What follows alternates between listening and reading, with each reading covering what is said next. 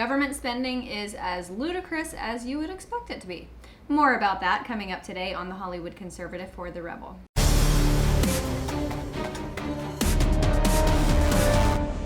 You know, every so often I like to take a little inventory and just have an episode where we can hold our government accountable.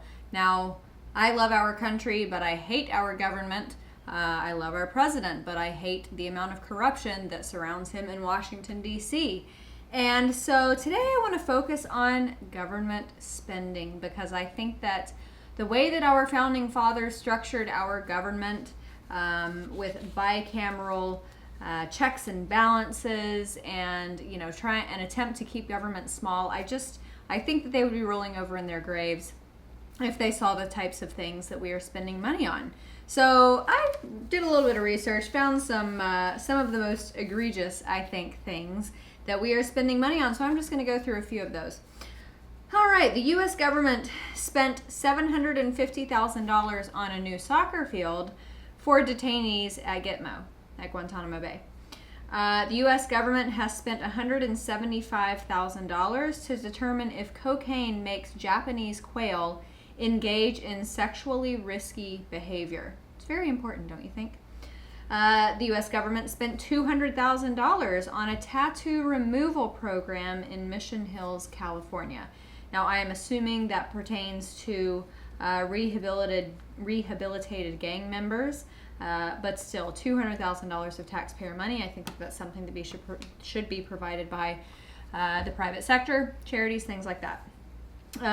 Federal government shelled out $3 million to researchers at the University of California at Irvine, one of our many franchised education units, to fund their research on video games such as World of Warcraft. Now, I don't actually mind this one too much because my downstairs neighbor is a video gamer and he plays games all night long. And I would like to know if there's some type of link between World of Warcraft and possibly schizophrenia and a tendency to be reclusive. The Department of Health and Human Services plans to spend $500 million on a program that will, among other things, seek to solve the problem of 5-year-old children that can't sit still in kindergarten classrooms. Really? We need $500 million to figure out why children are just rambunctious? Pretty sure that's just called being a child. $4.6 billion payout for Fannie Mae. 13 different government agencies fund 209 different science, technology, engineering, and math programs. That's STEM education. 173 of those programs overlap with at least one other program. So, hello, redundancy. A total of $615,000 was given to the University of California at Santa Cruz. Do you notice a theme here? California? Yeah. To digitize photos, t-shirts, and concert tickets belonging to the Grateful Dead. Yeah. China lends us more money than any other foreign nation, but that didn't stop our government from spending $17.8 million on social and environmental programs for China. Tell me how that makes sense. Yeah. The U.S. Postal Service spent $13,500 on a single dinner at Ruth's Chris.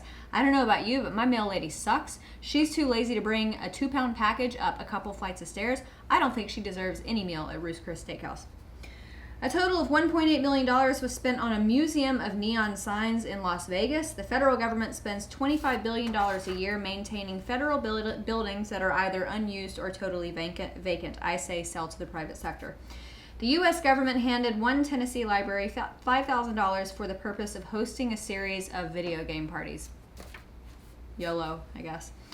One professor at Dartmouth University was given $137,000 to create a recession-themed video game entitled Layoff. Well, I don't know. Maybe that's preparing millennials for their future.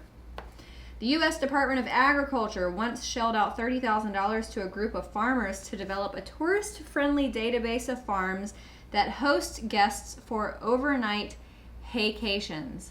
Not staycations or vacations, haycations. So I guess that's for couples who meet on farmersonly.com and they want to have a little romp in the hay. The National Institutes of Health paid researchers $400,000 to find out why gay men in Argentina engage in risky sexual behavior when they are drunk. Why does anyone engage in risky sexual behavior when they're drunk? Because they're drunk, or they're hoes. Sometimes both. The feds once gave Alaska Airlines $500,000 to paint a Chinook salmon on the side of a Boeing 737. This year, the Department of Defense approved a $283,000 grant to monitor day-to-day life of baby gnat catchers in California because they're a threatened species. National Science Foundation studies whether or not TV pundits are responsible for media polarization. They gave MIT $400,000 to study this. Yeah, I think we all know the results of that study. The federal government paid $3.1 billion with a B, $3.1 billion, paid them out $3.1 billion to federal employees placed on administrative leave, oftentimes for disciplinary reasons. And we are paying them $3.1 billion to go on administrative leave. The National Endowment for the Arts Foundation spent $30,000 on a production of Doggy Hamlet.